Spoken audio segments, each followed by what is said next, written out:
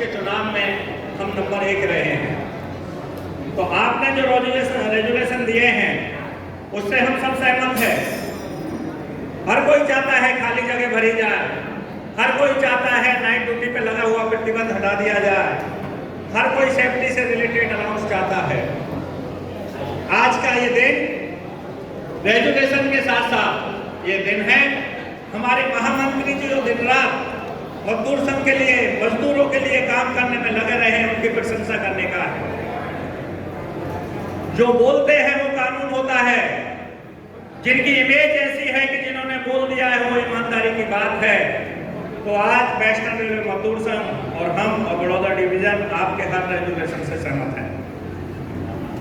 बात चुनाव की आई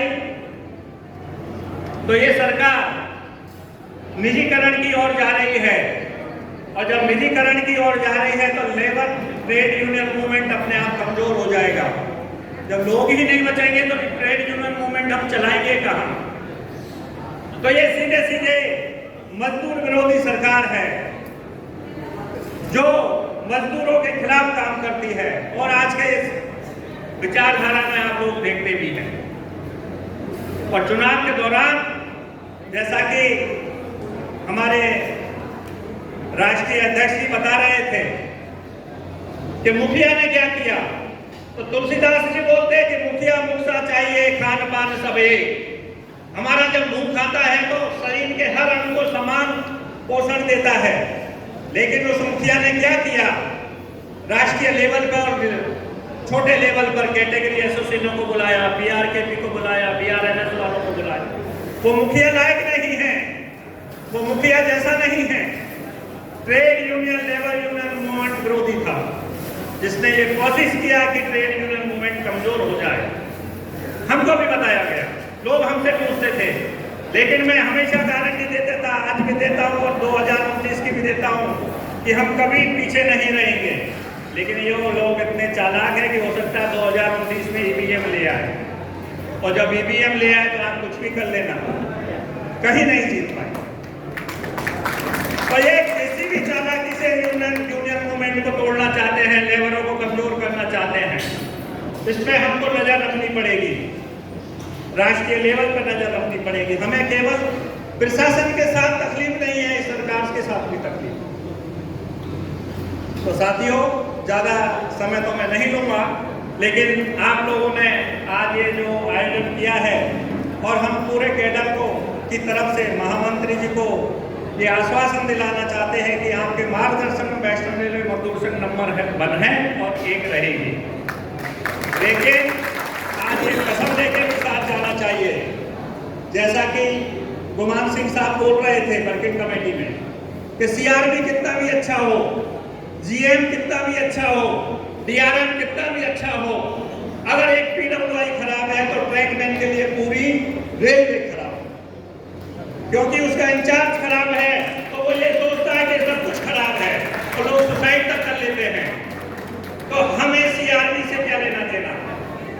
राष्ट्रीय लेवल की मांगों के लिए हमारे नेता बैठे हैं लड़ने के लिए, वो लड़ते रहते हैं, लेकिन हमें ग्राउंड लेवल पर अपनी इमेज सुधारनी है। ग्राउंड लेवल पर क्लास कोर्ट के कर्मचारी के साथ कंधे से कंधा मिला के खड़ा होना है। अगर हम खुद क्लास कोर्ट है या वर्कर है तो अपना व्यवहार सुधारना है, और अगर हमारा ऑफिस बेरर हम सुपरवाइजर है तो उसका अपना व्यवहार ऐसा रखना चाहिए कि कोई भी आदमी सोचे कि मजदूर है, मैं इसके पास जाऊंगा तो मेरी समस्या का समाधान निकलेगा। अगर हम के साथ आगे चलेंगे तो किसी की ताकत नहीं है कि हमको हरा दे। डबलारामा जिंदाबाद, अन्ना भैया जिंदाबाद, एसडी मीणा जिंदाबाद। लेकिन हमारा सुपरवाइजर ही जुल्म करने पे आ जाएगा तो कोई किसके पास जाएगा? तो ये होता है कभी कभी हमारे पास भी। मैं भी डिवीजन सेक्रेटरी था, मेरे पास भी आते थे, और मैं ये बोला करता था, अगर तुम ऐसे सुपरवाइजर हो तो कैसे उम्मीद करते हो कि 2024 के चुनाव में हम जीत जाएंगे? वो आदमी हमें कैसे वोट देगा? एक बार मैं डिवीजन सेक्रेटरी था और मेरे पास एक ट्रैकमैन आया था, सुपरवाइजर की गलती नहीं थी, ये की थी, उसकी खुद की शादी थी, उसका छुट्टी नहीं दिया ये बताओ। मुझे मेरे पास आया, मैं तू चला जा, मैं करवा दूंगा। किया कि खुद की ट्रैकमैन की शादी है, उसमें छुट्टी नहीं दोगे, छुट्टी कब दोगे ये तो बता दो। और उसमें मैंने बहुत बवाल किया। तो हम लोगों को जो ये बैठे हैं, फील्ड में काम करते हैं, जमीन से जुड़े हैं, छोटी छोटी बातों के लिए एक ट्रैकमैन को हमने छुट्टी दिला दी, उसको मजदूर संघ से अच्छी संस्था कोई हो ही नहीं सकती। लोगों को समय से छुट्टी दे दो, समय से वेतन दे दो और समय से रेस्ट दे दो, 70 से 80% लोग सुखी हो जाएंगे और ये हमारे हाथ में है। इसलिए साथियों, मैं आप लोगों से निवेदन करता हूं कि अभी से शुरू हो। हम तो रहते हैं हमेशा इस मोड में कि 2019 के चुनाव में भी हम नंबर 1 थे, नंबर 1 रहेंगे, लेकिन एक ही रहे तो ज़्यादा अच्छा है। इस उम्मीद के साथ हम काम करेंगे और लोग हमारे साथ जुड़ेंगे।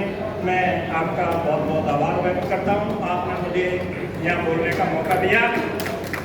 आप लोग मेरे साथ एक नारा दे दें, NFIR जिंदाबाद, जिंदाबाद जिंदाबाद जिंदाबाद, जिंदाबाद जिंदाबाद, हमारे नेता जिंदाबाद, जिंदाबाद जिंदाबाद, मजदूर आलम जिंदाबाद, जिंदाबाद जिंदाबाद। आवाज